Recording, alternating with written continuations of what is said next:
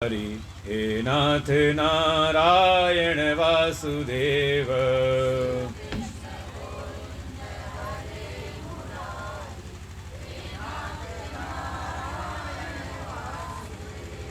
बोले सच्चिदानंद भगवान की, वृंदावन बिहारी लाल की, श्रीमद्भागवत भगवान की, संत समाज की।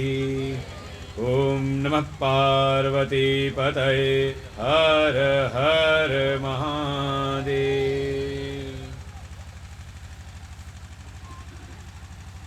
ओम सहना भवतु सहनौ भुनक्तु सह वीर्यं करवावहै तेजस्विनावधीतमस्तु मा विद्विषावहै।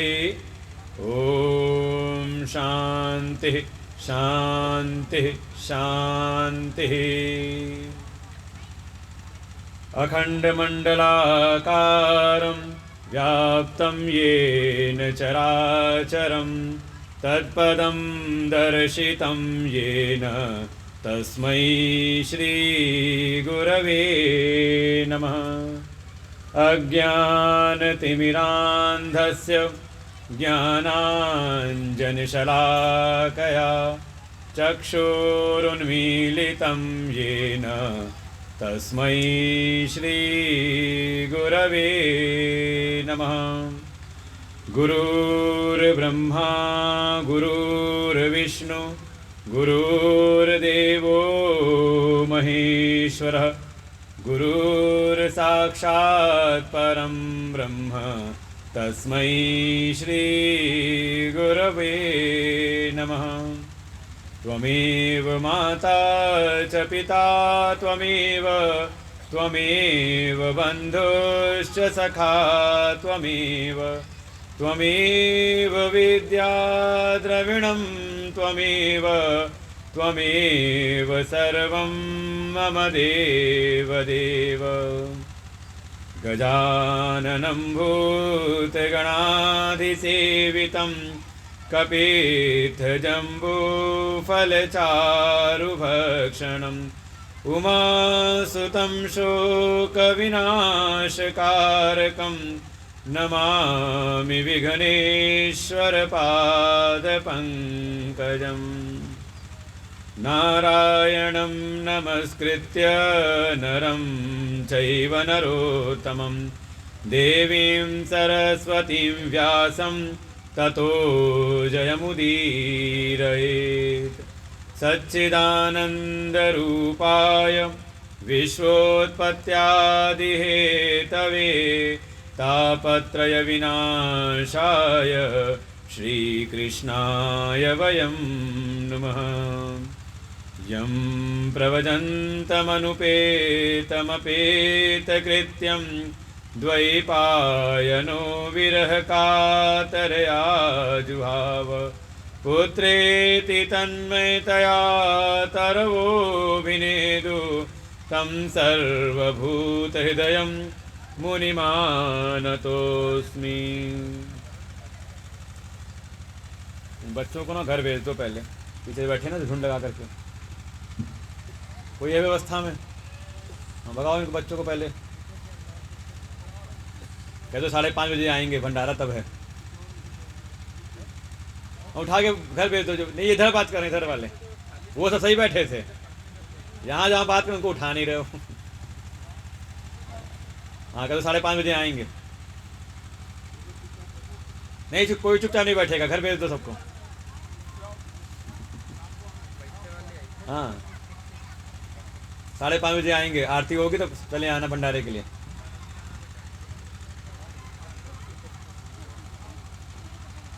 मैं बार बार चुप कराते रहेंगे डंडा लेकर के। जाओ।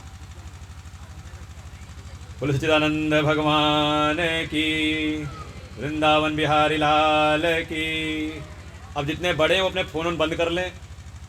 हाँ, आज बड़े लोगों को भी कह रहे हैं फ़ोन बंद कर लो अब।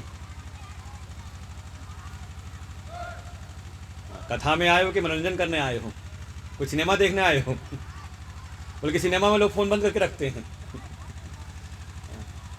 अब जैसे ही भूले भटके आ गए हो आखिरी दिन, तो कम से कम 1 घंटे तो कथा ठीक से सुन लो। अब जिसका फ़ोन बजेगा उसको भी उठा के बाहर भगा देंगे फिर। तो क्या चिंता नहीं, कल आना मत आना कोई।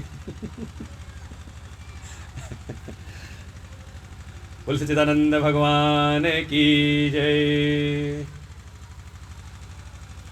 अनंत कोटि ब्रह्मांड नायक प्रात ब्रह्म सच्चिदानंद स्वरूप परम पुरुषोत्तम भगवान श्री कृष्ण जी के चरणों में कोटि शरण नमन।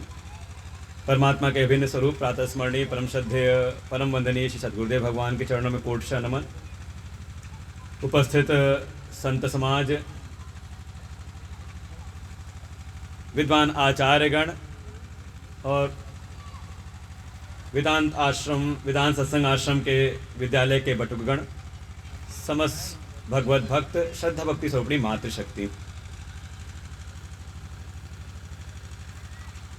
भगवान के हेतु कृपा से कथा के यजमान संपूर्णानंद उपाध्याय जी के पूरे परिवार के इस संकल्प स्वरूप श्रीमद् भागवत की ये कथा परम पावनी, पतित से पतित को भी परम पवित्र करने वाली श्रीमद् भागवत महापुराण की कथा, जिसका आध्यात्मिक लाभ ही ये बताया कि अगर कोई श्रद्धा प्रेम से कथा का श्रवण करे तो उसके हृदय में भक्ति, ज्ञान, वैराग्य तीनों की स्थापना होती है और वो भगवान श्री हरि की प्राप्ति करता है इस मनुष्य जीवन के भीतर रहते रहते ही। इसका दैविक लाभ बताया कि अगर हमारे कुल में किसी की दुर्गति हो गई हो या कोई अपने पितरों के निमित्त इस कथा का श्रवण करे तो उनके पितरों की भी मुक्ति होती है। और तीसरा अधिभौतिक लाभ, कोई किसी भी भाव से अगर भागवत की शरण में आ जाए, कोई पापी से पापी भी कथा में आ जाए तो परम पवित्र होता है, उसके पाप कटते हैं।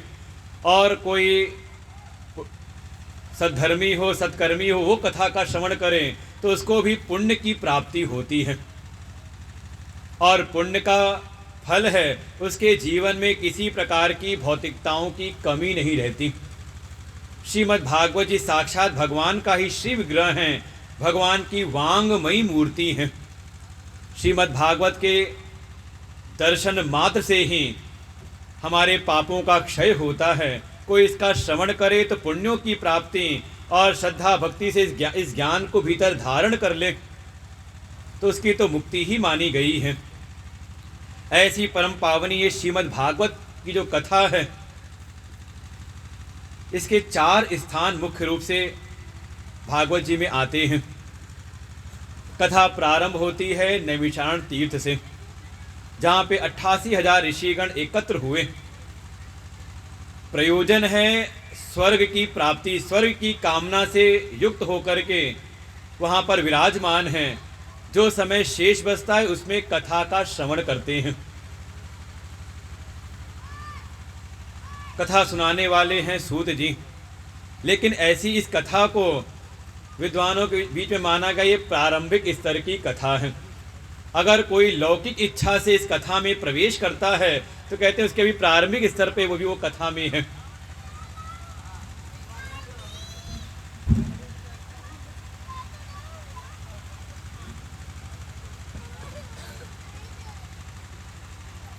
दूसरी इसी कथा में ही एक कथा आती है, स्थान है सरस्वती नदी का तट, जहाँ पर विराजमान हैं व्यास जी, जिनका चित्त थोड़ा खिन्न है। वेद पुराणों की रचना कर चुके हैं, वेद का संकलन किया, 17 पुराणों की रचना कर डाली, महाभारत रामायण की रचना की, लेकिन अभी उनके हृदय में तृप्ति नहीं हुई। आगमन होता है देवर्षि नारद का। देवर्षि नारद ने उनको कथा सुनाई श्रीमद् भागवत की महिमा के साथ में, और इस कथा को सुनते सुनते ही व्यास जी के भीतर हृदय में जो भी अतृप्ति थी, असंतोष था, सबका सब दूर हुआ और उनको परम आनंद की प्राप्ति हुई। लेकिन व्यास जी का जो हृदय है थोड़ा लोक संग्रह से युक्त है। उनके हृदय में बारंबार ये बात आती, इतनी दिव्य कथा है, ये कथा तो सारे समाज को प्राप्त होनी चाहिए। इसलिए कथा के बीच में जो उनको समय मिलता है तो कथा को वो लिखते भी रहते हैं, और वही कथा की रचना करते करते लिपिबद्ध उन्होंने किया। और ये भागवत जी का जो कलेवर है, जो इसके पूर्व केवल श्रवण परंपरा से प्रवाहित हो रहा था, स्वयं भगवान नारायण ने सुनाया ब्रह्मा जी को 4 श्लोकों में। ब्रह्मा जी ने सुनाया था देवर्षि नारद को 3 अध्यायों में विस्तार करके, वही देवर्षि नारद ने विस्तार करके 18,000 श्लोकों में 335 अध्यायों के अंतर्गत 12 स्कंदों से युक्त ये श्रीमद् भागवत का श्रवण कराया। उसको सुन सुन करके व्यास जी ने लिख लिया।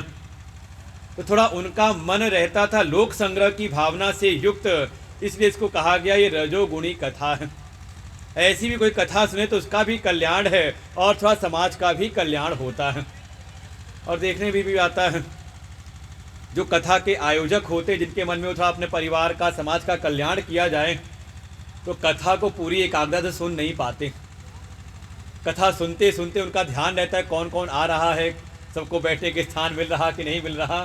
तो इसको कहा गया थोड़ा ठीक है, फल तो है इसका, लेकिन उतना उत्तम फल नहीं है।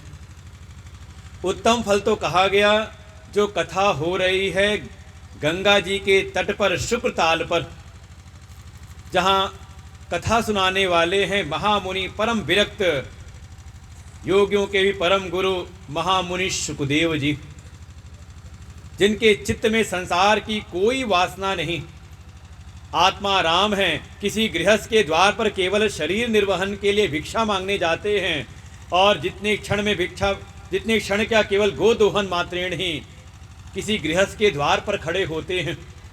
भिक्षा प्राप्त हुई, ग्रहण किया, नहीं मिली, आगे चले जाते हैं। ऐसे परम विरक्त और कथा के श्रोता हैं राजा परीक्षित, जिनके बारे में वर्णन किया कि उनको ऋषि पुत्र का श्राप मिला। उस श्राप को भी उन्होंने वरदान के रूप में स्वीकार किया कि ये श्राप नहीं, वास्तव में वरदान है मेरे जीवन के लिए, क्योंकि मृत्यु तो मेरी निश्चित थी, जन्म के साथ ही निश्चित हो गई थी, लेकिन मैं संसार के विषय भोगों में ऐसा लिप्त हुआ कि अपनी मृत्यु को भूला हुआ था। ये तो ऋषि पुत्र का श्राप क्या वरदान है कि उन्होंने मुझे चेत करा दिया कि आज से 7वें दिन। संसार के प्राणी को तो ये भी पता नहीं किस दिन हमारी मृत्यु आएगी, कौन सा, और देखा जाए 7 ही दिन है, 8वां दिन है नहीं कि है कोई 8वां दिन। इन्हीं किसी 7 दिन में ही आपकी भी सबकी कहीं ना कहीं बारी आने वाली है। उन्होंने इसको वरदान रूप में स्वीकार किया और तत्क्षण ही सारे विषय भोगों से विरक्त होकर के अपनी राजलक्ष्मी, ऐश्वर्य, वैभव सबका त्याग किया, अपने पुत्र जन्मेजय को राजगद्दी सौंपी और परम विरक्त होकर चले जाते हैं गंगा जी के तट पर।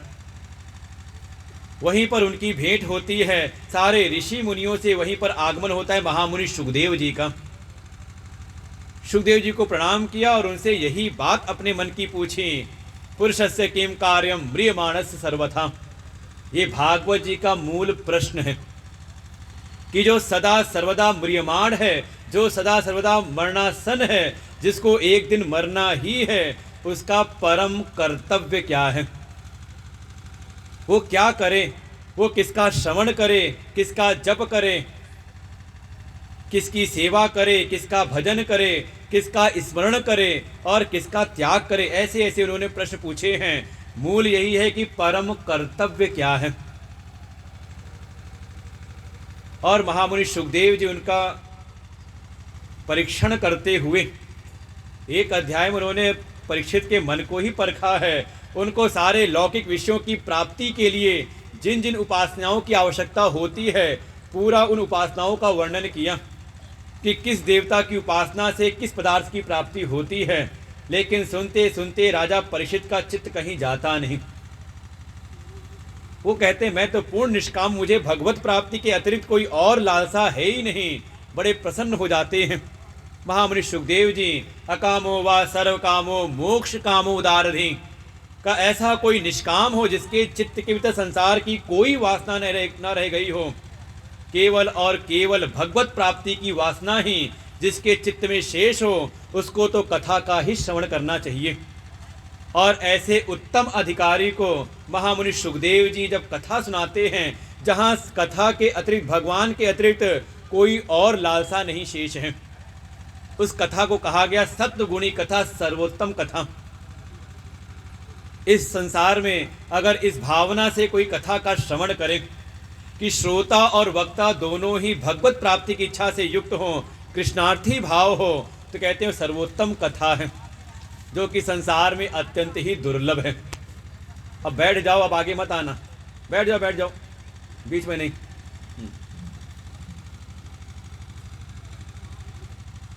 सर्वोत्तम कथा मानी गई। इन्हीं कथाओं में एक कथा और भी है।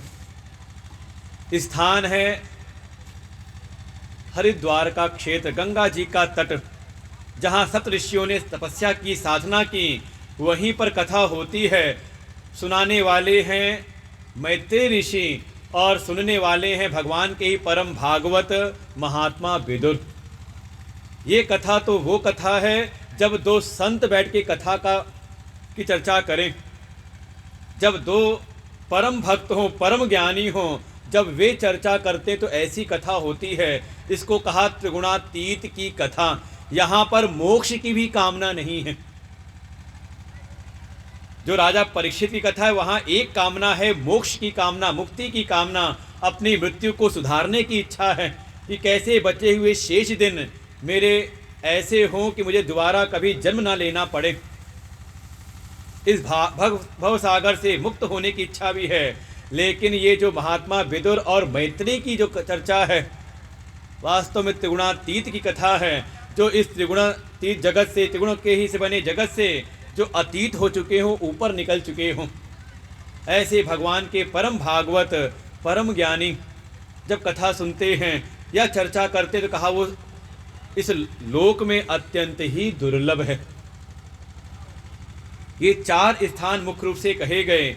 इसमें अगर संसार में जो राजा परीक्षित और महामुनि सुखदेव जी का संवाद है, अगर कोई उस भाव से इस कथा का श्रवण करे, ये भाव हो कि बस यही अंतिम क्षण है हमारे जीवन का, अगले क्षण का हमें पता नहीं, इस भाव से युक्त होकर के अगर कोई अपने आत्म कल्याण के लिए इस कथा का श्रवण करे तो आज भी भागवत जी का बिल्कुल सर्वोत्तम लाभ प्राप्त होता है।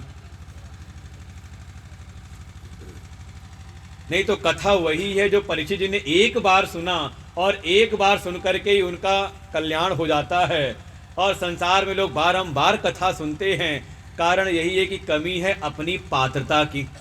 अपने भीतर अभी वो पूर्ण चाह हमारे भीतर, अभी तो संसार की वासनाएं घिरी पड़ी हुई हैं मन के भीतर।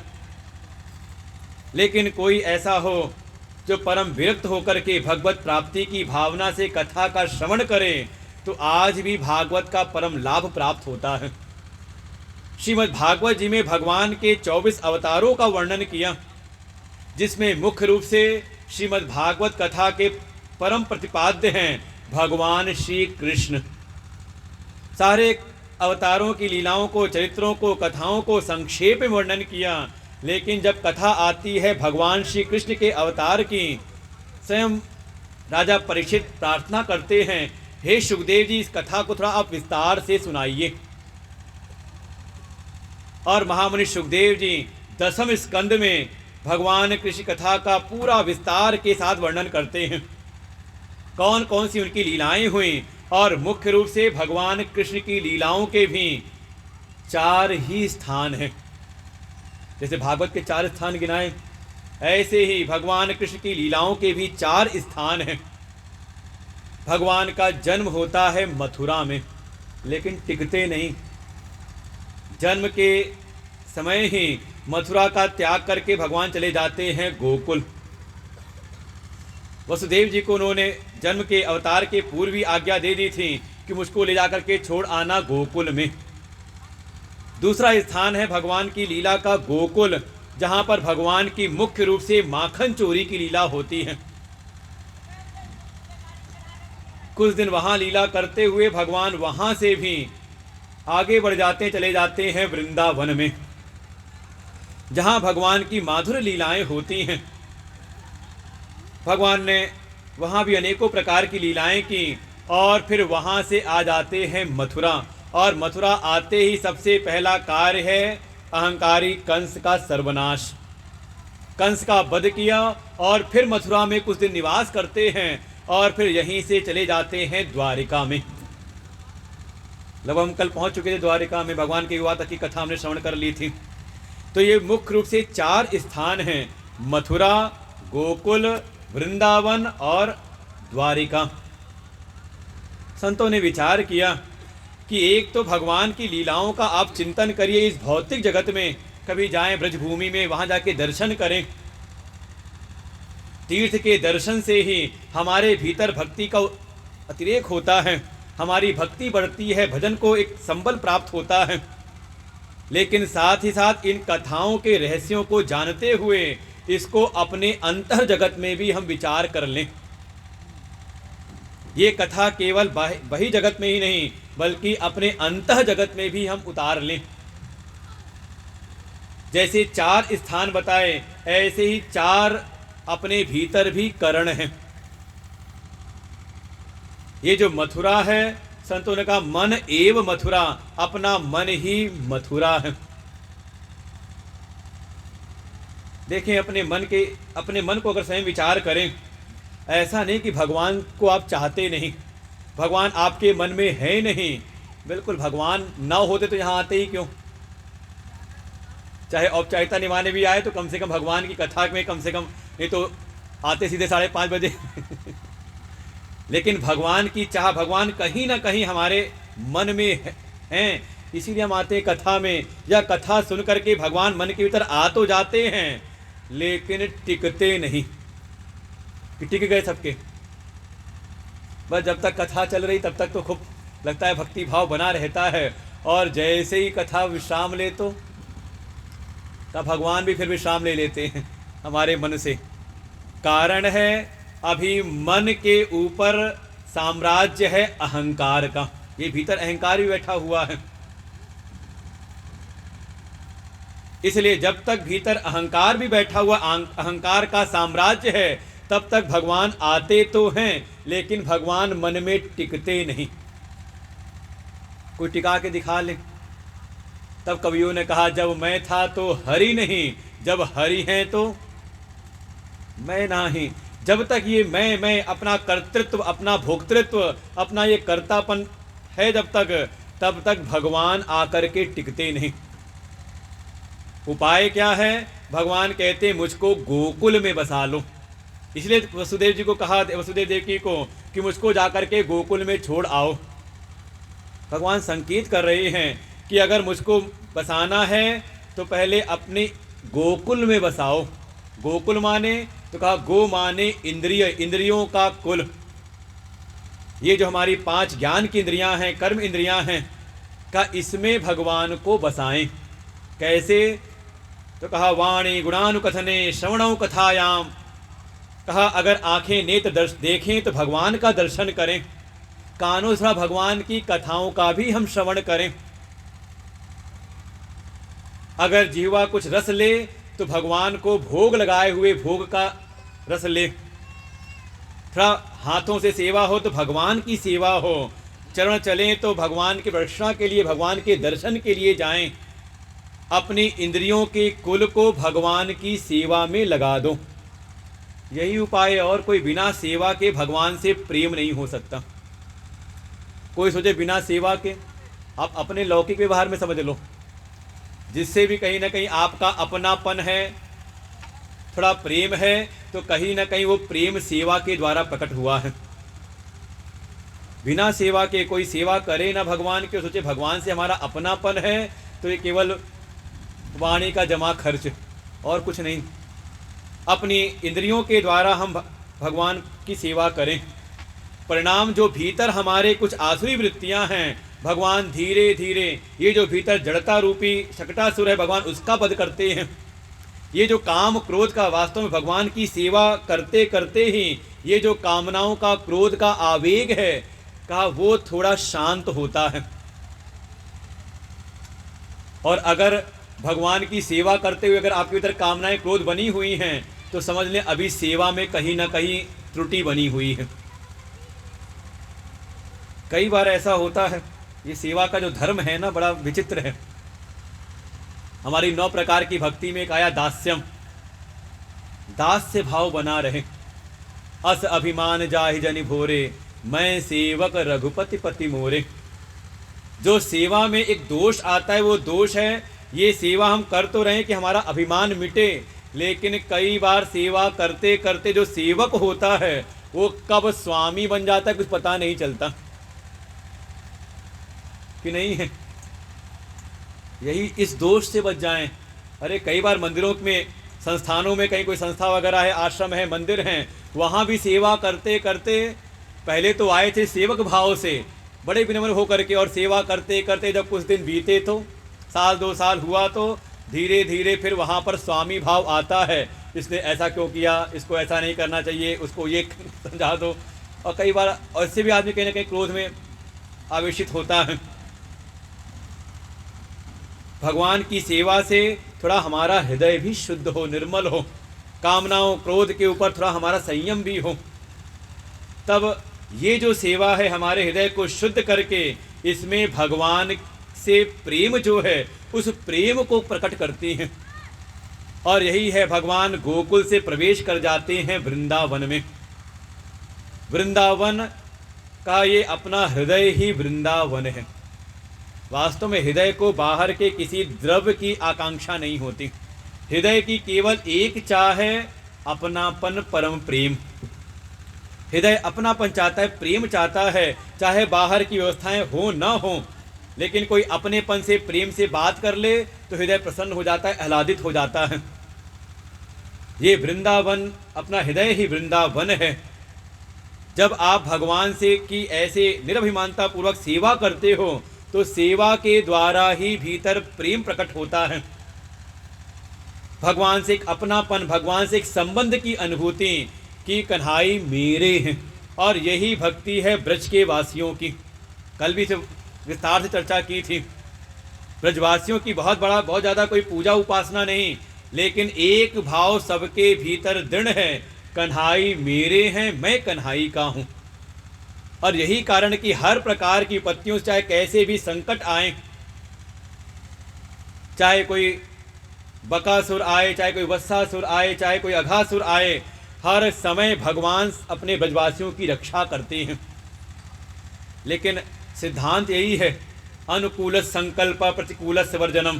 भाई जिससे हमारा प्रेम होता है, लौकिक जगत में भी आप देखो उसके अनुकूल रहने की इच्छा होती है, और उसको जो पसंद ना हो उससे दूरी बनाने का भाव होता है।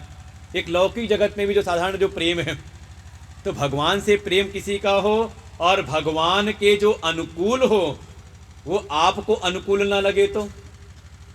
और इस बात पे स्पष्ट कह सकते हैं, ये हमारे सनातन धर्म सबसे ज़्यादा कमियां हैं। हमारे सनातन धर्म का विरोध करने वाले हमारे सनातनी ही सबसे ज़्यादा होते हैं। बाकी अन्य में वहाँ देखें, चाहे अपना आपस में कितनी भी तकराहट हो, खुद लड़ते रहते जीवन पर्यंत, लेकिन जैसे ही कोई धर्म की बात आ जाएगी सबके सब एकजुट हो जाते हैं। सबसे बड़ी समस्या हमारे समाज में ही है। कोई भगवान के ऊपर आक्षेप करे, कोई हमारे धर्म शास्त्रों पर आक्षेप करे, हमारे संतों पर कोई आक्षेप करे, और अगर आप उसको मजा लेकर के सुनते हैं तो समझ लो अभी आप भगवान के भक्त नहीं। क्योंकि भगवान जब आते हैं धराधाम पर, उनके जो भी अवतार होते हैं उनके अवतार का यही एक हेतु है, विप्र धेनु सुर संत हित लीन मनुज अवतार। निज इच्छा निर्मित तनु, अपनी इच्छा से, लेकिन किसके लिए कहा? ब्राह्मणों की सेवा के लिए, उनकी रक्षा के लिए, गौ की सेवा के लिए, गौ की रक्षा के लिए, क्योंकि वो आधार स्तंभ है हमारे धर्म की, संतों की रक्षा के लिए और देवताओं की रक्षा के लिए। क्योंकि संतों के ऊपर और ब्राह्मणों के ऊपर ही हमारे धर्मशास्त्र आधारित हैं। जो ब्राह्मण हैं वो वेद के कर्म कांड को, कर्म के विषय की रक्षा करते हैं, और जो संत हैं वो वेद के ज्ञान की रक्षा करते हैं। इसलिए कोई भगवान का भक्त हो और भगवान के कार्य में सहायक ना हो। बिल्कुल, अगर थोड़ी भगवान की भक्ति हो, जब कभी ठीक है हमारा आपस में बैर जिससे भी हो, हमें बात समझ में आए ना आए, लेकिन अगर कोई सनातन धर्म के लिए कोई खड़ा हो तो तुरंत उसका सहयोग करना चाहिए। और जहाँ तक बात हो, आजकल की घटना चल रही है इस समय खूब, जहाँ तक बात हो चमत्कार की, तो बिल्कुल चमत्कार घटित होते हैं संसार में। जिसके जीवन में होता है उसको पता है, और बाकी जगह पे उनके यहाँ तो ज़्यादा रूढ़िवादिता है, हमारे यहाँ कम है। हमारे चमत्कार भी कहीं ना कहीं वैज्ञानिक स्तर पे सिद्ध हो जाते हैं, सारी दुनिया उसका मान रखती, जानती, उस बात को मानने को तैयार रहती है। तो बिल्कुल भगवान के अनुकूल रहना और भगवान को जो प्रिय नहीं है, अच्छा मान लो भगवान आ रहे हैं गौ की रक्षा के लिए, और कोई संसार में हो जो गौ को काट के खाने वाला हो, तो और आपको हमारे मित्र हैं, तो समझ लो आप मित्रता निभाओ, लेकिन आप भगवान के भक्त नहीं हो सकते। बिल्कुल स्पष्ट बात है। कोई भाईचारा बिल्कुल कोई अपने उसको छोड़ करके आए अपनी बुराइयों को, बिल्कुल हमसे ज़्यादा कोई अपनाने वाला कोई नहीं। अगर सारे धर्मों को किसी ने स्थान दिया है पनपने का, तो वो हमारी वैदिक संस्कृति है, सनातन धर्म है। बाकी जगह जाओ तो आपको जीना मुश्किल है। इस महत्व को, इस गर्व को समझना चाहिए। भगवान के अनुकूल और भगवान के जो प्रतिकूल हो उसका त्याग, यही है भगवान से प्रेम। ऐसा किसी के प्रेम हो तो भगवान आकर के उसके हृदय में विराजते हैं, और उसके हृदय में जो भी अभिमान, भाई कर्म की सेवा के द्वारा अभिमान झुक तो जाता है, लेकिन पूरी तरह से मिटता नहीं। वो तो मिटता है प्रेम में। जहाँ शुद्ध प्रेम हो, जहाँ परम प्रेम है, वहाँ तो अभिमान का लेश मात्र भी नहीं रहता। और भगवान जब हृदय में बस जाते हैं, भगवान से हृदय में प्रेम हो जाता है, तो हमारे भीतर का ये जो सबसे बड़ी बाधा है अभिमान, कहा ये जड़ मूल से शांत हो जाता है। और जब भगवान से प्रेम हो, उसी के बाद ही भगवान वहाँ से आते हैं मथुरा में, और आते ही सारी जो समस्याएं हैं, जितने भी मन के दोष हैं, काम क्रोध लोभ मोह मद, यही सब आसुरी वृत्तियां असुर का रूप लेकर के आती हैं। भगवान सबका वध तो करते हैं, लेकिन जा करके ये जो सबका मूल है अहंकार, अहंकार रूपी कंस मथुरा में जा करके उसका वध कर देते हैं। वास्तव में यही है परम प्रेम की परिणति। जब भगवान से परम प्रेम होता है, तो भगवान की कृपा से ही हमारे मन में जो अहंकार का साम्राज्य है, का वो अहंकार समूल नष्ट होता है। अहंकार अत्यंत ही बिल्कुल नष्ट हो जाता है, और यही है भगवान की प्राप्ति का अनुभव। और फिर भगवान आकर के हमारे मन रूपी मथुरा में आके बस जाते हैं। जो अभी प्रारंभ में समस्या थी, भगवान आते तो हैं लेकिन टिकते नहीं। एक बार अहंकार को मिटा करके तो देखें, भगवान फिर कहीं और जाते नहीं, मन में ही बस जाते हैं। और जब भगवान मन में आ जाते हैं, तो भगवान यहीं से प्रवेश करते हैं द्वारिका। ये द्वारिका हमारी बुद्धि है, जिस बुद्धि में सदैव कोई ना कोई जिज्ञासा, कोई ना कोई प्रश्न रहते हैं, कौन कहाँ कैसे। भगवान कहते हैं अगर अपने मन में मुझको बसा लोगे, अपने मन को मुझ में आसक्त कर दोगे, तो अपने पूरे संपूर्ण समग्र अपने जो ज्ञान है, अपने स्वरूप का ज्ञान है, वो मैं तुझको प्रदान कर दूंगा। मयि आसक्त मनः पार्थ योगम युञ्जन मदाश्रयः असंशयं समग्रं माम यथा ज्ञास्यति तत् शृणु। जब कोई अपना मन भगवान में अर्पित कर देता है, भगवान आके मन में बस जाते हैं जिसके, भगवान फिर उसको अपना समग्र ज्ञान प्रदान कर देते हैं। और यही है भगवान की द्वारिका की लीला। भगवान द्वारिका में आकर के कभी उद्धव को उपदेश करते हैं, कभी मैत्री ऋषि को उपदेश करते हैं, कभी द्वारिका से ही जाते हैं कुरुक्षेत्र के मैदान में अर्जुन को गीता का तत्वोपदेश करते हैं। क्योंकि बिना ज्ञान के जीव की मुक्ति संभव नहीं है। ऋते ज्ञानात् न मुक्ति, बिना ज्ञान के कहा मोक्ष संभव है नहीं। इसलिए भगवान ज्ञान भी प्रदान करते हैं। द्वारिका में भगवान की लीला प्रारंभ होती है। भगवान के विवाह हुए, 8 उनकी पटरानियां हुई, और 16,100 विवाह उनके और भी हुए। ये सब वास्तव में भगवान की प्राप्ति के साधन हैं। और देखें, ये जितने भी विवाह हुए हैं, एक भी विवाह भगवान ने अपनी इच्छा से नहीं किया है। रुक्मणी जी ने वर्ण किया, पत्र लिख करके भेजा, भगवान ने आकर के उनको स्वीकार किया। जामवंती में उनके पिता ने निवेदन किया, प्रार्थना की, भगवान ने उनको स्वीकार किया। सत्यभामा के पिता सत्राजित स्वयं लेकर के गए, भगवान से प्रार्थना की, भगवान ने उनको भी स्वीकार किया। ऐसे ही कालिंदी हैं, वो तपस्या कर रही हैं, और भी जो भगवान के युवा हैं, जो 16,100 युवा हैं, वो भी सारी कन्याओं ने भगवान से प्रार्थना की थी। भगवान ने सबके साथ विवाह किया और भगवान का जो घर गृहस्थी है बढ़ती चली जाती है। सारी रानियों से 10-10 पुत्र हुए। अब गणना कर ले कितने हुए होंगे। और केवल पुत्र ही नहीं, उनके पौत्र भी हो रहे हैं। भगवान के पुत्र हुए प्रद्युम्न और उनके भी पुत्र हुए अनिरुद्ध, जिनका विवाह हुआ बाणासुर की कन्या के साथ में। तो पुत्र पौत्रों से भरा पूरा भगवान का परिवार है। कितने हैं तो वर्णन किया, गिनती नहीं, गणना नहीं, कितने हैं बालक उनके यहाँ पर। माना गया कि भगवान के बच्चों को पढ़ाने के लिए हजारों शिक्षकों की नियुक्ति की गई। भगवान की अपनी यूनिवर्सिटी थी, जहाँ केवल उनके बच्चे ही पढ़ते थे, इतने बालक हो गए। समय बीता है। एक समय भगवान की सभा में, भगवान स्वयं बैठे हुए द्वारिका की सभा में, वहाँ पर दो दूत आते हैं। एक दूत आया था इंद्रप्रस्थ से, जहाँ पर युधिष्ठिर राजसु यज्ञ कर रहे हैं। उन्होंने भगवान से प्रार्थना की, प्रभु आइए हमारे यज्ञ की रक्षा करिए। और दूसरा दूत आया था मगध के राजा जरासंध के यहाँ से। याद है कि जरासंध उत्तरार्ध में आता है, जीवन का जब उत्तरार्ध आता है 50वें के बाद इसका आक्रमण होता है, और जल्दी मरता नहीं, 17 बार आक्रमण किया। भगवान भी एक समय भागते हैं, जब काल को लेकर के आया, कालीवन को। एक दूत आया मगध के राजा जरासंध के यहाँ से। जरासंध के कारागृह में अनेकों राजा बंदी थे, सैकड़ों राजाओं को बंदी बना रखा था। ये जरासंध जाता दिग्विजय करने, जिनको भी हरा देता, पराजित करता, वो अगर उसकी सत्ता को स्वीकार कर लेते तो अपना प्रतिनिधि बना के उसको छोड़ देता, और जो सत्ता को स्वीकार ना करे उसको तो अपने यहाँ बंदी बना ले। उन सैकड़ों बंदी राजाओं ने प्रार्थना की भगवान से। वो दूत आया, दिन भर मंत्रणा होने लगी, कहाँ चला जाए पहले। भगवान की सभा में 2 दल हो गए।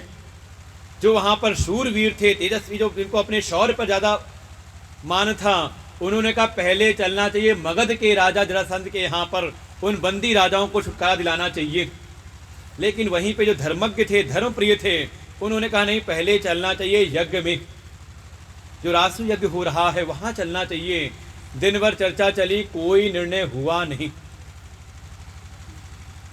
भगवान भी अपना आ गए अपने महल में, सिर पर हाथ धरे बैठे हुए थे कि देखो मेरे समय, अभी तो मैं हूँ और अभी ही मेरे कुल परिवार में एक मत नहीं है, तो आपके यहाँ ना हो तो चिंता उनता ना करना। हाँ, परेशान मत होना कि बात नहीं सुनते सब। अरे भगवान के समय भी कोई सुनता नहीं था उनकी। ये मानव मस्तिष्क की ही एक ऐसी स्वभावता ही है। शाम को आकर देवर्षि नारद, उन्होंने देखा, अरे भगवान आपको किस बात की चिंता है। भगवान ने सारी बातें जब बताई, देवर्षि नारद कहते हैं प्रभु ये 2 तो हैं ही नहीं, ये तो मेरी दृष्टि से एक ही कार्य है। जो युधिष्ठिर राजसु यज्ञ कर रहे हैं उसका नियम है, जब तक सारे देश विदेश के राजा युधिष्ठिर को अपना राजा स्वीकार नहीं कर लेंगे और इसकी स्वीकृति में कर नहीं दे देंगे, तब तक राजसु यज्ञ की पूर्णता नहीं होगी। बिल्कुल अश्वमेध यज्ञ के जैसे ही घोड़ा छोड़ा जाता है, जब अगर कहीं कोई घोड़ा पकड़ ले तो जा करके भी युद्ध करके छुड़ाना पड़ता है उसको पराजित करके। ऐसे ही राजसु यज्ञ का भी विधान है, और पक्की बात है सब जगह के राजा तो कर दे देंगे, लेकिन जो मगध का राजा जरासंध है वो जल्दी झुकने को तैयार होगा नहीं। तो आपको तो राजसु यज्ञ की पूर्णता के लिए जाना ही पड़ेगा जरासंध के पास में। लेकिन अगर आप सीधे गए तो आप आक्रांता कहलाएंगे, और अगर आप यज्ञ के माध्यम से गए तो यज्ञ की रक्षा करना, यज्ञ तो आपका अपना स्वरूप ही है। यज्ञ की रक्षा के लिए तो आपका अवतार होता है। भगवान को भी युक्ति मिल गई। भगवान कहते देखो, जब मेरी भी जब बुद्धि भ्रमित होती है तो मुझको भी रास्ता दिखाने वाले संत ही हैं। भगवान ने तुरंत तैयारी की और पहुंच जाते हैं इंद्रप्रस्थ में। वहां यज्ञ की सब तैयारी चल रही थी। सभा बैठी, विचार होने लगा। सारे देश विदेश के राजाओं ने कर तो दे दिया, लेकिन जो मगध गया था दूत वो खाली हाथ लौटा है। क्या किया जाए? भगवान ने कहा मेरा पुराना प्रतिद्वंदी है, उसको मुझसे ज़्यादा कोई जान नहीं सकता। अगर उसको झुकाना है या उसको मनाना है तो जैसा मैं कहूँ वैसा करो। ये जो अर्जुन और भीम हैं, इनको मेरे साथ भेज दो, जैसे मैं कहूँ वैसे। अर्जुन ने अपना धनुष उठाया, भीम ने गदा उठाई। भगवान ने कहा ये गदा और धनुष यहीं पे रख दो, बिल्कुल ब्राह्मणों के जैसे वेश बना लो, धोती वोती पहन करके बिल्कुल सारी राशि वेशभूषाएं हटा दी, सात्विक एकदम सफ़ेद धोती पहन के एक सफ़ेद अंगवस्त्र डाल लिया, जनेऊ थोड़ा मोटा सा कर लिया, त्रिपुंड त्रिपुंड लगा करके हाथ में सुमिरनी ले करके और चल देते हैं। भगवान भी ऐसे तैयार हो गए, ब्राह्मण के वेश में भगवान सीधे दोनों को लेकर पहुंचते हैं जरासंध के द्वार पर और जा करके वहां पर भिक्षा की याचना की। सेवक लोग आए, उन्होंने कहा नहीं, हम केवल राजा से ही भिक्षा लेंगे। जरासंध स्वयं आता है द्वार पर, क्या भिक्षा चाहिए? भगवान कहते हैं युद्धम नो देहि राजेन्द्र द्वंद्वशो यदि मन्यसे युद्धार्थिनो वयम प्राप्ता राजन्या नानकांक्षिणः। हे राजन, अगर आपको हमें तृप्त करना है तो हमें द्वंद्व युद्ध की भिक्षा दीजिए। हम तीनों में किसी एक का चयन कर लीजिए और हमसे द्वंद्व युद्ध करिए। एक बार तो उसको शंका हुई जब देखा भीम का डील डॉल शरीर का। जो अर्जुन है उनके भी शरीर के डील डॉल को देखा और कुछ अंगूठे पे निशान बने हुए थे प्रत्यंचा के, तो धनुष की प्रत्यंचा के डोरी के। एक बार तो लगा कि ये देखने में तो ब्राह्मण हैं, वेश तो ब्राह्मणों का जैसा है, लेकिन लगता ब्राह्मण नहीं है ये। पूछा,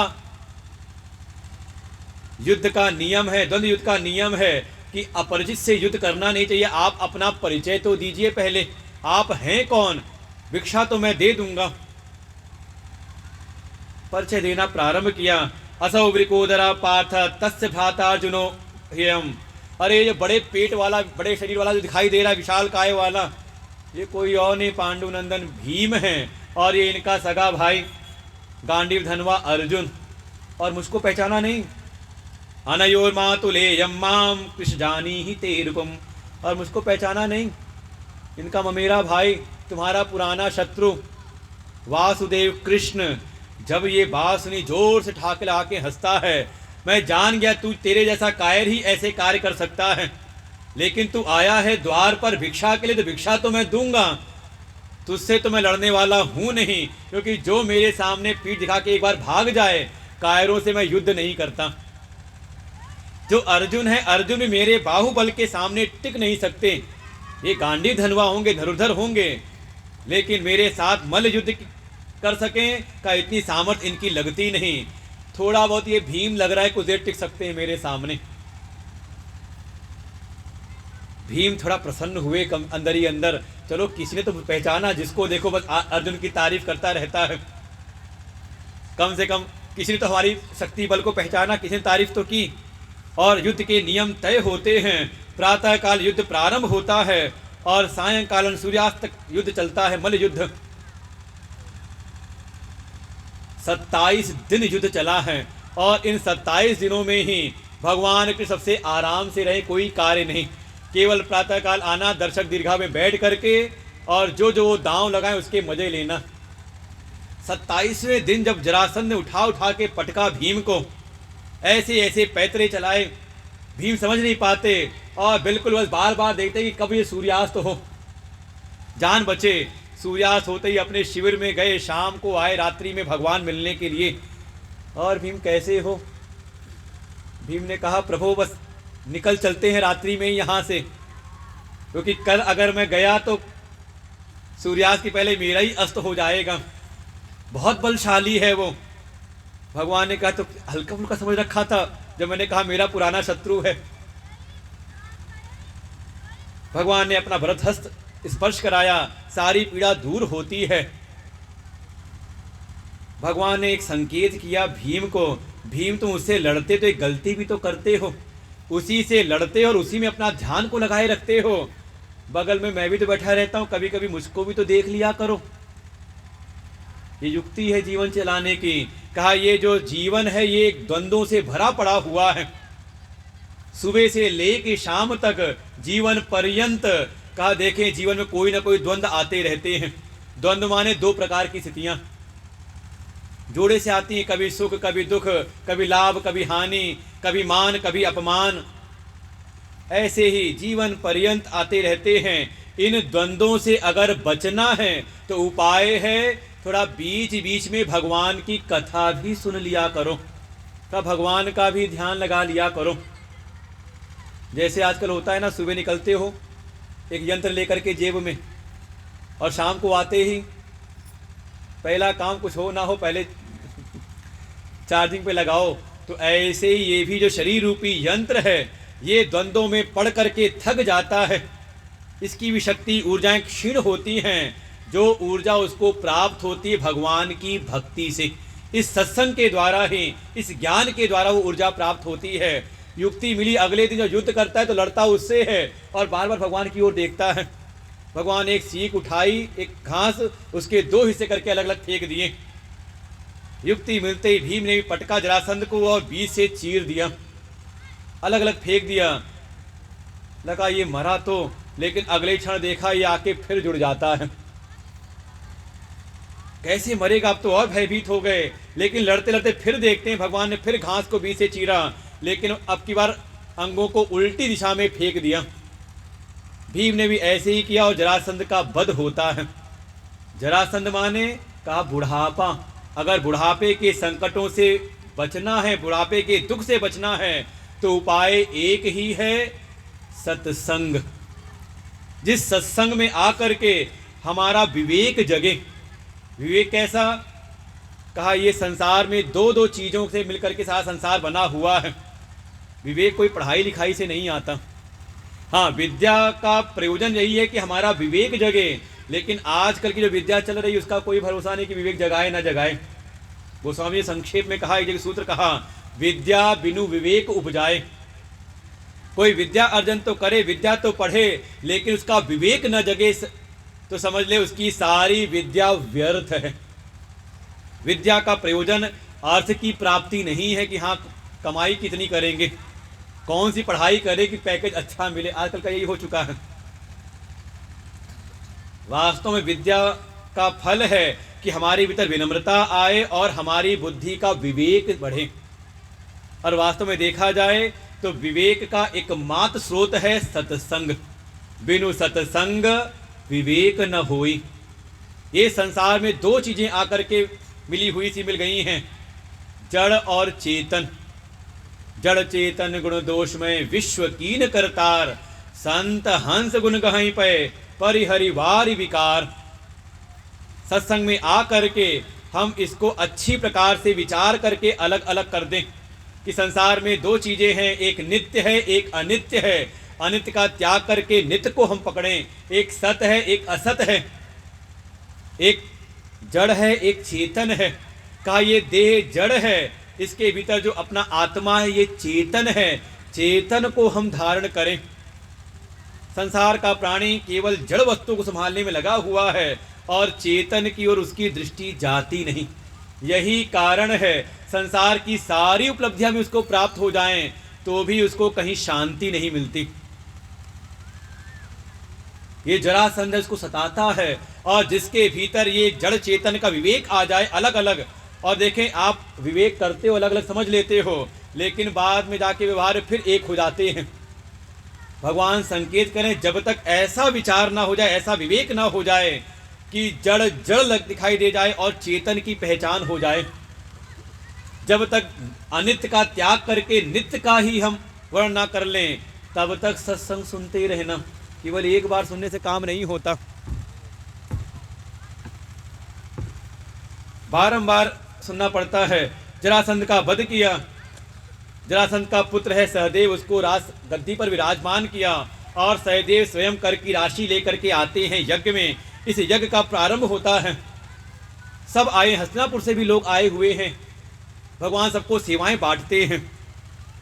भीम को दे दिया भंडार की व्यवस्था, दुर्योधन आए थे हस्तिनापुर से, उनको दे दिया कोषाध्यक्ष का काम दे दिया, जो कर्ण है उनको दान का कार्य दे दिया। भीम ने कहा, अरे प्रभु क्या कर रहे हो? दुश्मनों को बैठा दिया कोष में, दुर्योधन को बैठा दिया राजकोष में, और दान देने का काम कर्ण को दे, सब लुटा पिटा देंगे। भगवान ने समझाया भीम को भीम दान देने से, दान करने से कभी संपत्ति कम नहीं होती, बल्कि कई कई नए नए स्रोत और खुल जाते हैं, अनेकों अनेकों नए नए स्रोत खुलते हैं। बल्कि दान देने से हमारी जो आय है उस आय की शुद्धि होती है, उसके जो भी दोष हैं वो सारे दोष मिटते हैं। स्वयं भगवान भी अपने लिए सेवा लेते हैं कि इस यज्ञ मंडप में जितने भी संत जो ब्राह्मण आएंगे उनके चरण धोने की सेवा मैं लेता हूँ, और जब संत ब्राह्मण भोजन करके उठ जाएंगे उनकी जूठी पतलों को उठाने की सेवा ली।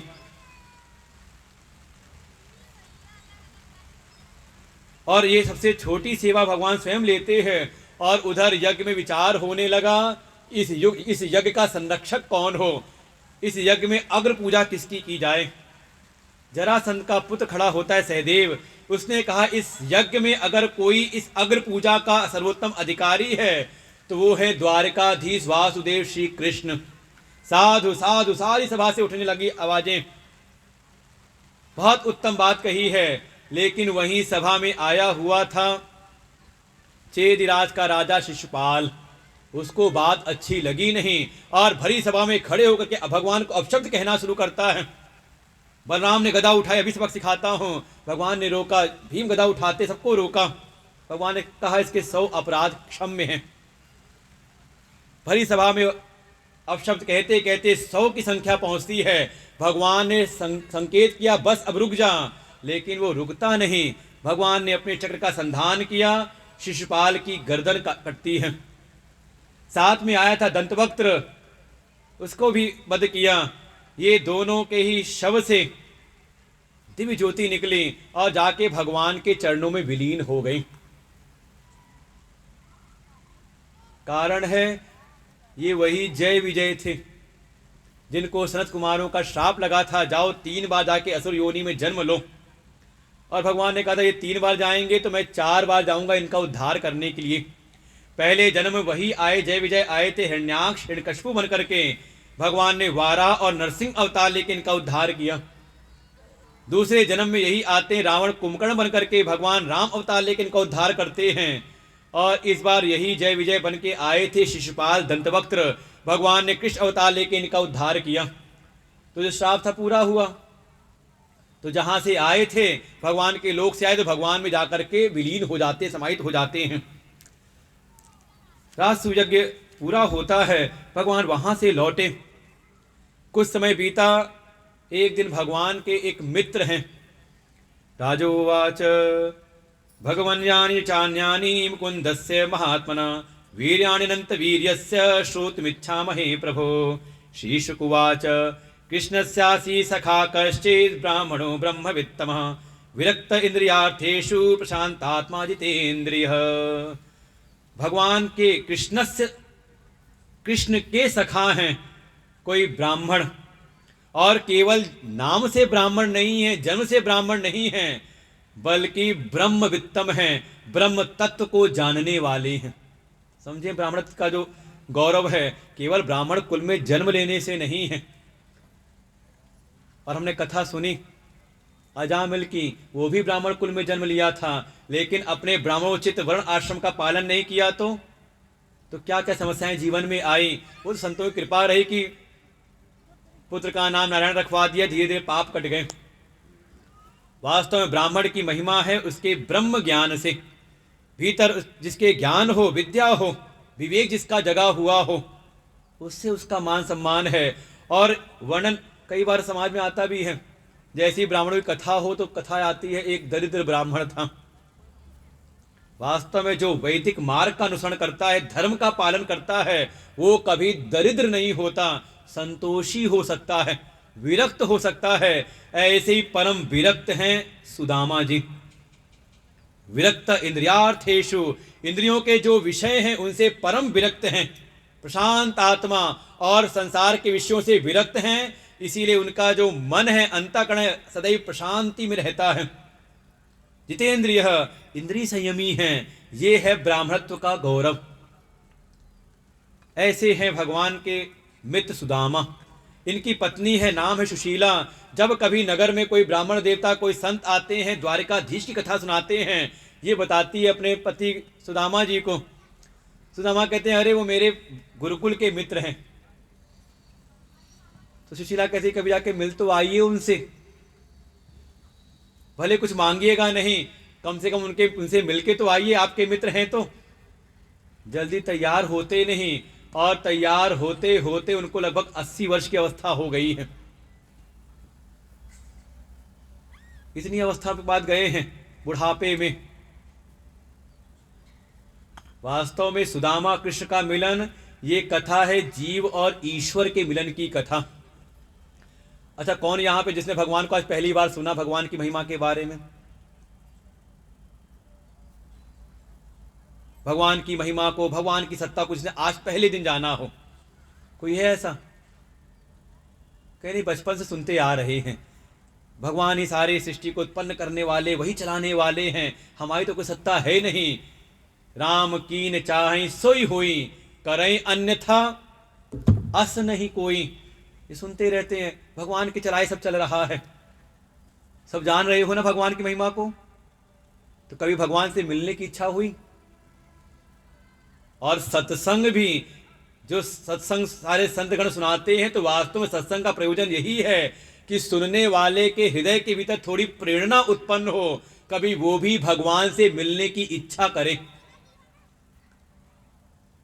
अगर भगवान की प्राप्ति जीवन में नहीं हो रही, तो कारण यही है अभी हम भगवान को चाहते ही नहीं। अरे गीता जी भगवान ने 12वें अध्याय भक्ति योग में जाए कहा अर्जुन से, अगर ये मन बुद्धि मुझ में नहीं लगते तो कम से कम मुझको पाने की इच्छा तो करो। माम इच्छ आप तुम धनंजय। विचार करो अपनी अपनी, मान लो आज घर जाके लिस्ट बनाना क्या क्या चाहिए आपको, और फिर देखना भगवान कौन से नंबर पर आते हैं। हाँ, आज जाके तो पहले नंबर पर लिख दोगे भगवान, लेकिन भगवान आए तो फिर दूसरा नंबर ना आए तब भी बात है। और भगवान के बाद दूसरे चौथे नंबर की लिस्ट बन रही है, आगे बढ़ रही है लिस्ट, तो समझ ले भगवान फिर है नहीं, वो तो हमने सुनी सुनाई बातों से लिख दिया। भगवान को जानते तो सब हैं, सुनते सब हैं, लेकिन भगवान को पाने की इच्छा जीवन में नहीं होती। भगवान के पास भी जाते तो भगवान को पाने नहीं, बल्कि भगवान से कुछ पाने जाते हैं। देखिए ये भीड़ है संसार में। अच्छा, यहां भी जितने लोग आए हुए हो, जो 7 दिन से कथा में देख रहे हो, समझ गए वो तो चलो भगवान की भक्ति में हैं, कथा सुनने आए हैं। और जो आज आए हैं आखिरी दिन, तो समझ में आ जाता है वो चेहरे सारे किस लिए, कहा वो भगवान के लिए नहीं आए हैं, वो आए हैं संपूर्णानंद उपाध्याय जी से अपना व्यवहार निर्वाह करने के लिए। क्यों, सत्य नहीं है ये?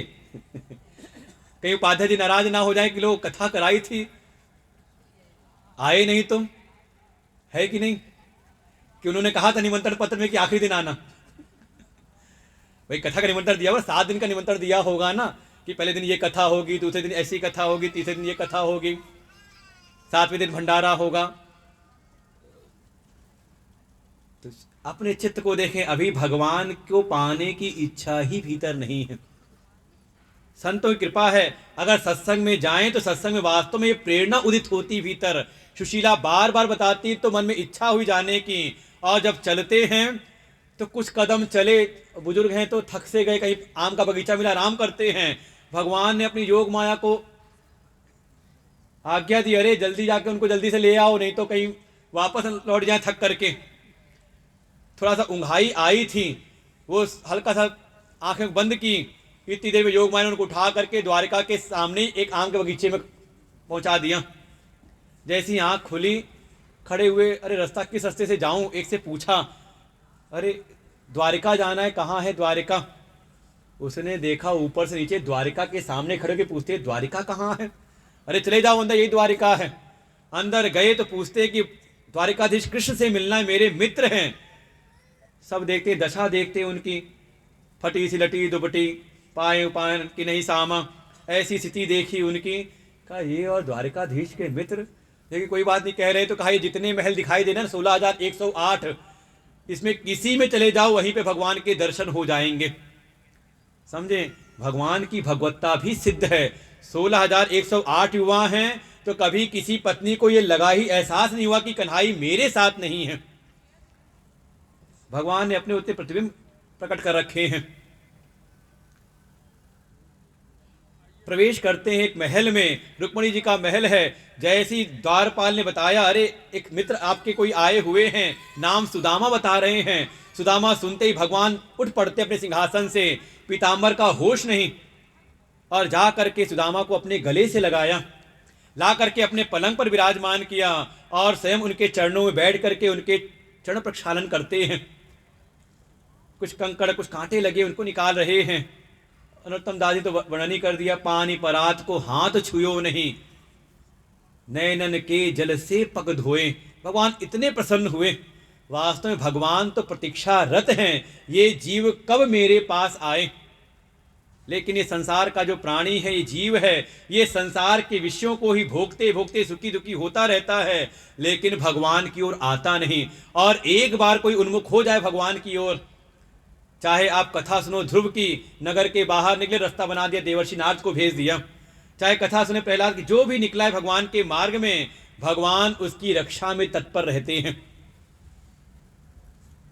स्वयं भगवान की प्रतिज्ञाएं हैं गीता जी में, कभी सुने तो 9वें अध्याय का 22वां श्लोक है, अनन्या चिंतयन्तो माम ये जना पर्युपासते तेषाम नित्याभियुक्तानाम योग क्षेमम वहाम्यहम्।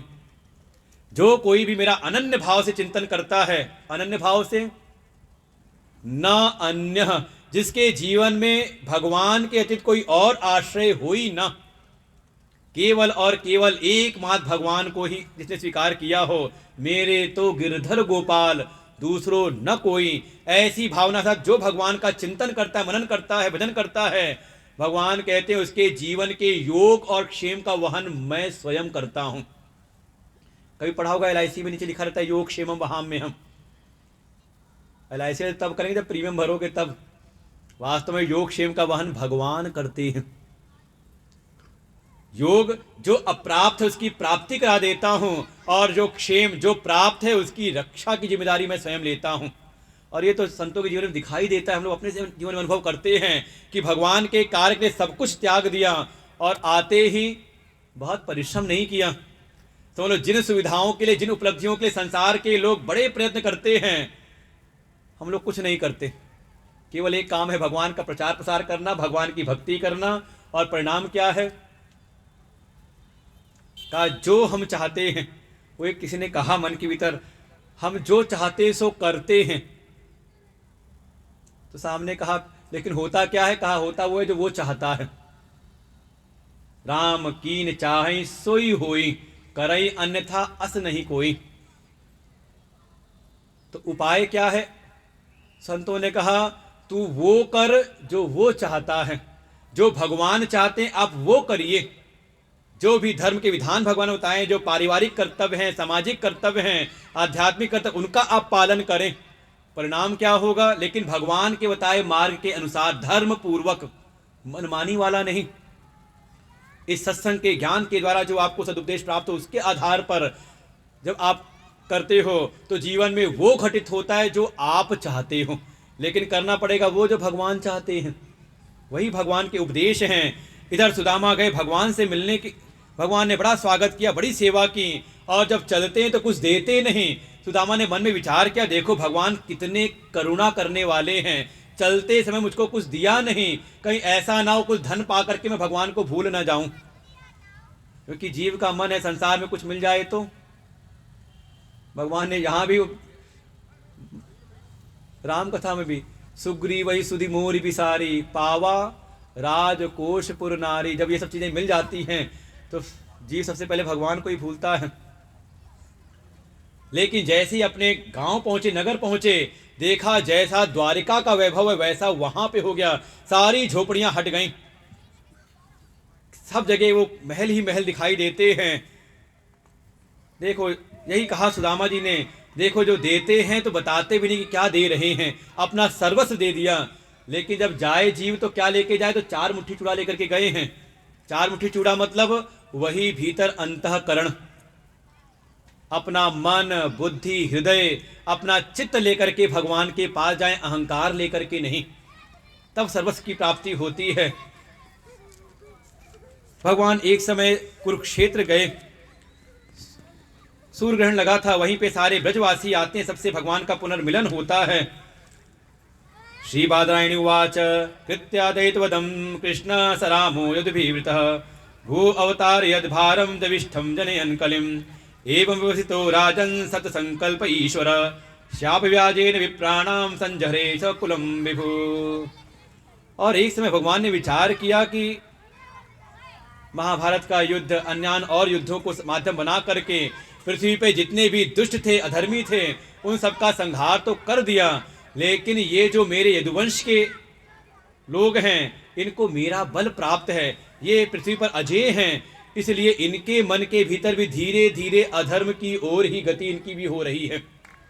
भगवान बार बार समझाते हैं, अधर्म की ओर मत जाओ, धर्म का पालन करो, संतों का तिरस्कार मत करो, ब्राह्मणों की सेवा करो, गौ की सेवा करो, धर्म का पालन करो, मांस मदिरा का सेवन मत करो। लेकिन उनके बालक सुनते नहीं। तब भगवान अपने यदुवंश के लोगों का भी संहार कराने के लिए ही माध्यम बनाते हैं संतों के श्राप को।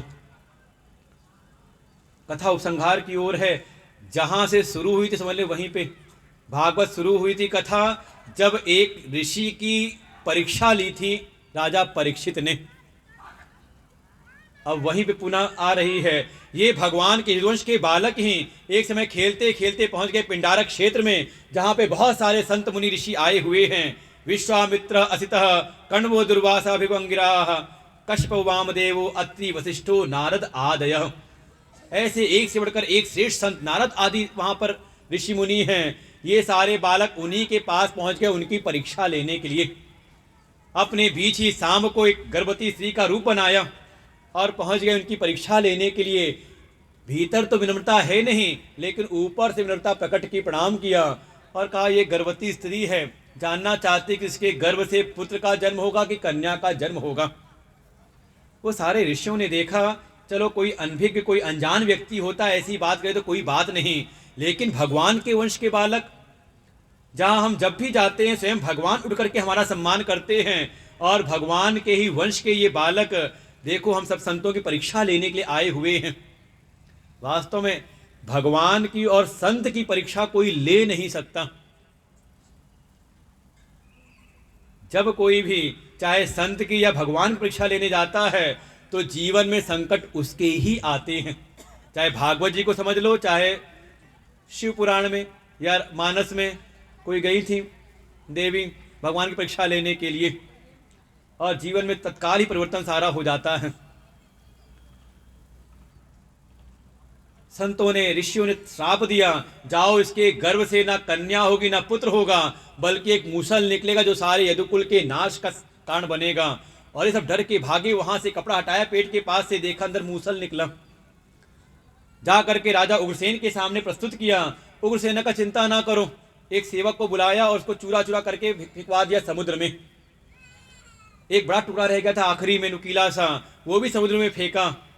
वो बड़े टुकड़ा तो जाके एक मछली ने निगला, और जो बारीक जो चूरा था वो समुद्र की लहरों से आ गया तट पर किनारे, और वहां पर एक उसके द्वारा ही एक कटीली झाड़ी प्रकट हो गई, एरका नाम की घास। मछली को पकड़ा एक शिकारी ने, जरा नाम का शिकारी है, जैसी क्या कहते उसे चीरा, अंदर वो टुकड़ा निकला नुकीला सा, उसने लगा दिया अपने बाण की नोक में, शिकार के काम आएगा। और यहीं से यदुकुल के संहार की लीला प्रारंभ होती है। एक दिन आए देवर्षि नारद द्वारिका, लेकिन भगवान की प्रेरणा से भगवान के पास नहीं, भगवान के माता पिता देवकी वसुदेव के पास आते हैं। वसुदेव देवकी ने प्रार्थना की, उनका पूजन किया, और जब बैठाया उनको तो वसुदेव जी पूछते हैं कि हमने पूर्व के जन्म में भगवान की तपस्या की थी, आराधना की थी, और भगवान की कृपा उनका हमें दर्शन मिला, लेकिन देवताओं की माया, दैवी माया से ऐसे हमारी बुद्धि मोहित थी। अपूजयम न मोक्षाय मोहितो देव माया, दैवी माया से हमारी बुद्धि ऐसी मोहित थी कि जिन भगवान से हम भक्ति मांग सकते थे, मुक्ति मांग सकते थे, उनसे हमने पुत्र मांगा। नारद ने कहा पुत्र मिले तो आपको भगवान स्वयं आए तो, लेकिन जीवन में दुख कितने आए, पूरा जीवन जवानी तो जेल में बीत गई। देवर्षि नारद से प्रार्थना की, आप हमें उस धर्म का उपदेश करिए जिससे प्राणी को तत्काल ही मोक्ष की प्राप्ति हो जाती है। ब्रह्मन् तथापि पृच्छामो धर्मान् भागवतांस्तव। हे देवर्षि, आप हमें भागवत धर्म का उपदेश करिए। और देवर्षि नारद वसुदेव देवकी को कथा सुनाते हैं राजा निमि की। ये जनकों की परंपरा में आए हैं निमि, जो बड़े बड़े यज्ञ करते थे। इनके यज्ञ मंडप में एक समय पदार्पण होता है 9 योगेश्वरों का। कवि, हरि, अंतरिक्ष, प्रबुद्ध, पिपलायन, ये ऋषभ जी के 9 पुत्र हैं, जिनकी कथा आई थी पंचम स्कंद में। जिनके 100 पुत्र थे, 81 कर्मकांडी ब्राह्मण हो गए, 9 द्वीपों के राजा, 9 जिन्होंने तत्व ज्ञान को धारण किया, वही सब होते 9 योगेश्वर। उन्हीं 9 योगेश्वरों का पदार्पण हुआ और राजा निमि ने उनसे 9 प्रश्न पूछे और एक एक योगेश्वर आगे आकर के उसका उत्तर देते हैं। और ये पूरी भागवत जी का सार है इन 9 प्रश्नों में।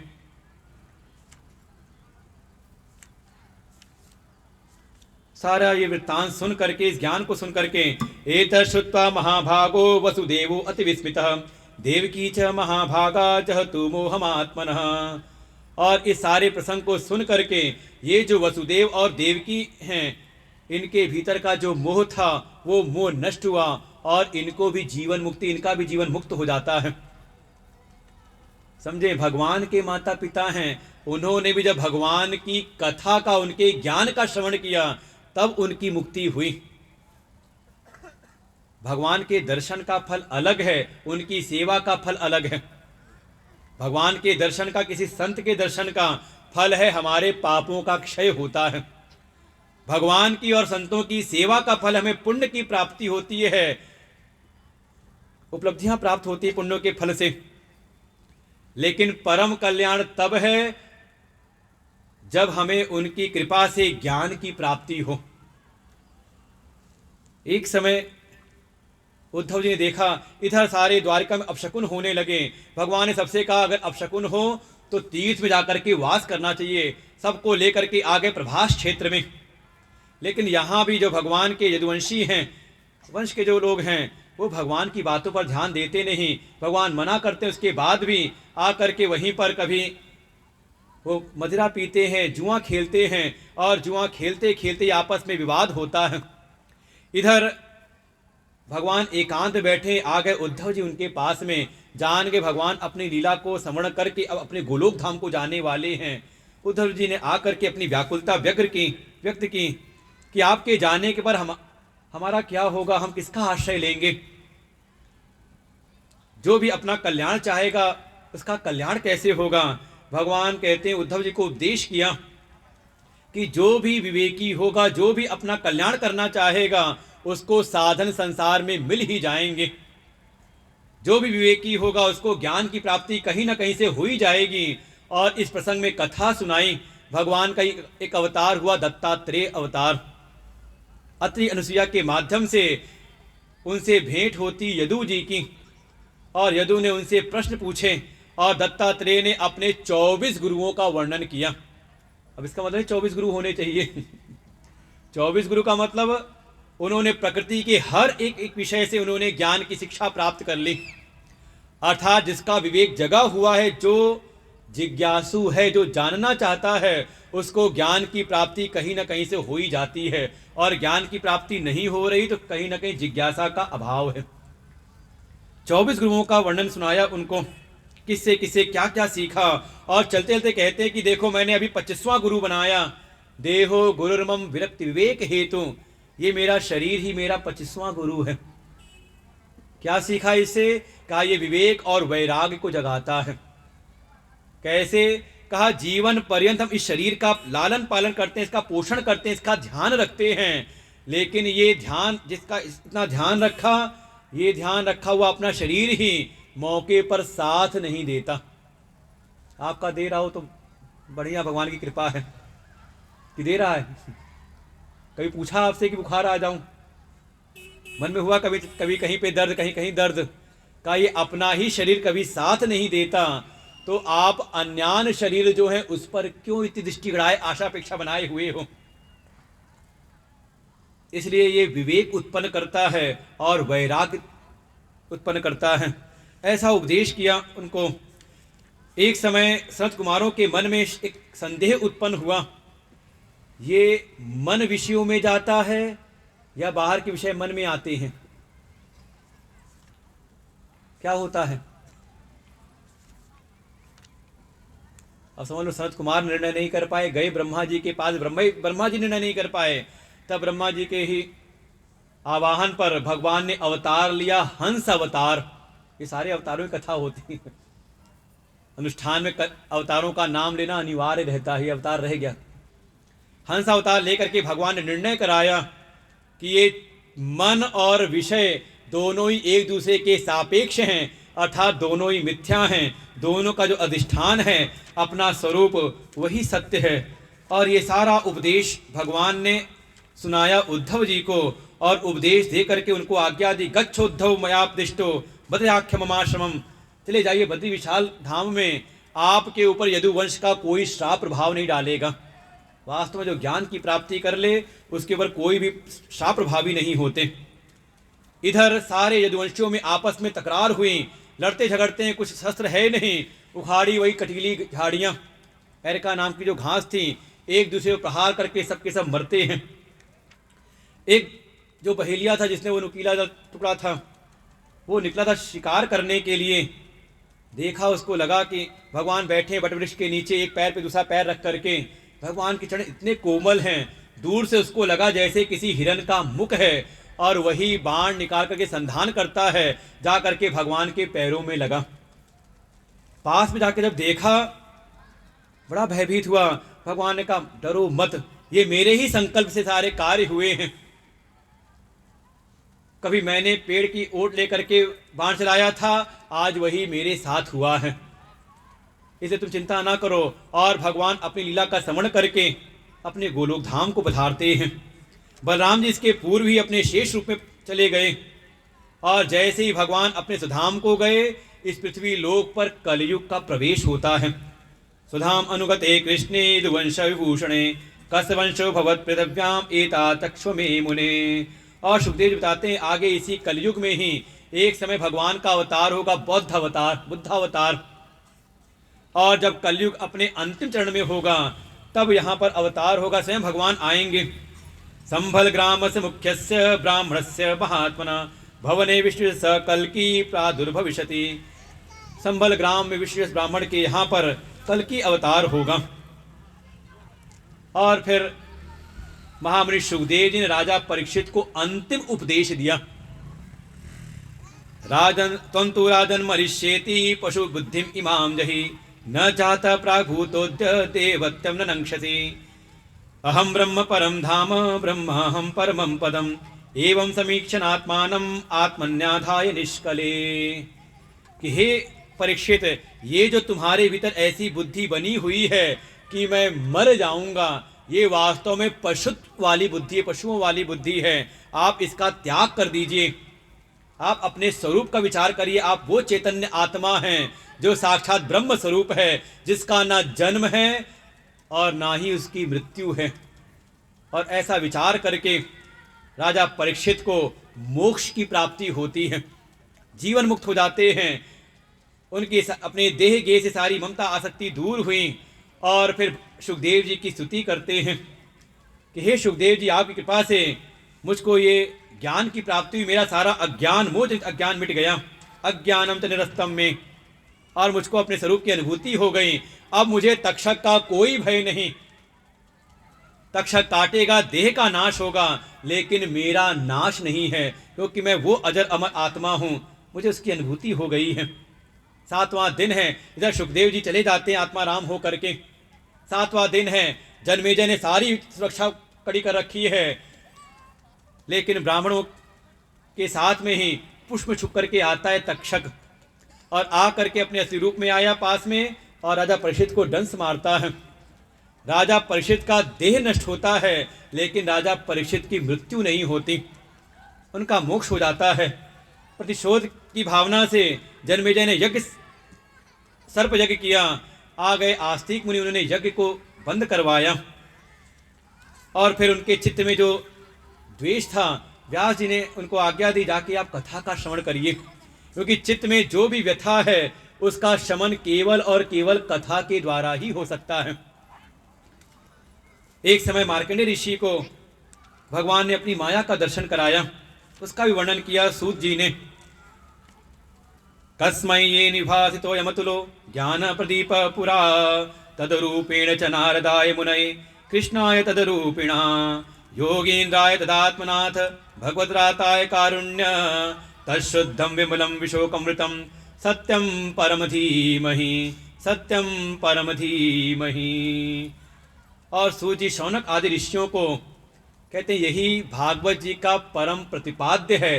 भागवत जी परम सत्य का निरूपण कराने के लिए प्रकट हुई हैं।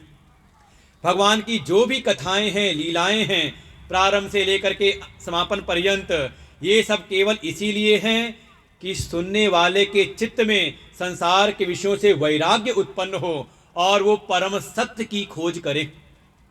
वास्तव में सत्य क्या है? इसीलिए सत्य से ही भागवत जी का प्रारंभ होता है और परम सत्य पर ही भागवत जी का विश्राम होता है। जन्माद्यसतोऽन्वयादितरतः चार्थेषु विज्ञस्वराट् तेने ब्रह्महृदाय आदिकवये मुह्यन्त्यत सूरयः तेजो वारिमृतां यथा विनिमयो यत्र सर्गो मृषा धाम्ना स्वेन सदा निरस्तकुहकं सत्यं परम धीमहि सत्यं परम धीमहि। यहाँ पर भागवत जी कथा विश्राम लेती है। संपूर्णानंद उपाध्याय उनके पूरे परिवार का ये भगवत संकल्प, और वास्तव में आप संकल्प लो, पूर्णता स्वयं भगवान कराते हैं। चाहे कितने भी व्यवधान आए, है कि नहीं, कितने व्यवधान आए पूरी कथा में, लेकिन भगवान ही कृपा देते, वही संबल देते हैं और कथा को पूर्ण कराते हैं। उनके पूरे परिवार और जो भी उनका संकल्प है, भागवत जी की कृपा से उनका संकल्प पूर्ण हो। इसमें पूरा सहयोग दिया आचार्यों ने। विधिवत वैदिक मंत्रों के साथ में, वैदिक रीति के साथ में देवताओं का पूजन और साथ ही साथ ये भागवत की कथा, जब ये दोनों प्रकार के जब विधान होते हैं तो भागवत जी का जो लाभ है वो प्राप्त होता है। देवता भी प्रसन्न हो और साथ ही हमारे पितृगण भी तृप्त हो जाएं इस ज्ञान के द्वारा, और साथ ही थोड़ा हमें भी ज्ञान की प्राप्ति, एक प्रेरणा मिलती है इस सद्धर्म की, इस भागवत धर्म की हमें प्रेरणा मिलती है। और ये भक्ति, ज्ञान, वैराग्य हमारे हृदय में आके विराजमान होते हैं, और जिसके हृदय में भक्ति, ज्ञान, वैराग्य हो का धीरे धीरे उसके जीवन के संकट, दुख दूर होते हैं। तो पूरे परिवार को और भी जो लोगों का इनमें सहयोग रहा, सबको हृदय से आशीर्वाद है इस व्यासपीठ से। आगे जैसी भगवान की इच्छा होगी, सुनने की इच्छा हो, वैसे कथा बार बार, एक बार करने की जीवन का एक अनुष्ठान हो गया। प्रारंभ में आए सदा सेव्या श्रीमद्भागवतीम कथा का अभी तो कुछ वानगी मिली है पहली बार में। जब इसको हम बारंबार सुनते हैं तब जाके ये ज्ञान चित्त में जाकर के बैठता है।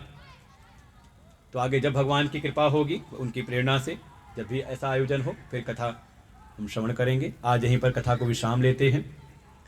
सर्वे भवन्तु सुखिनः, सर्वे सन्तु निरामया, सर्वे भद्राणि पश्यन्तु, मा कश्चित् दुःखभाग् भवेत्। ओम पूर्णमदः पूर्णमिदं पूर्णात् पूर्णमुदच्यते पूर्णस्य पूर्णमादाय पूर्णमेवावशिष्यते।